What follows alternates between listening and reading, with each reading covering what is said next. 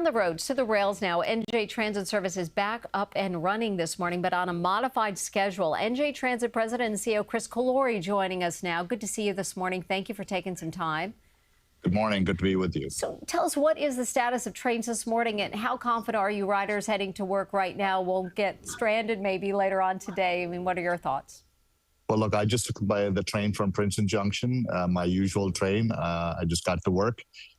There's some challenges at Portal Bridge, but other than that, things are going okay. The fact that we're able to get the entire system back up and running within a few hours of the storm being over is a testament to the people who worked tirelessly. And tell us how you're communicating those real-time changes to riders. Riders at Penn Station are telling us announcements on the platform aren't quite matching what they're seeing on the app.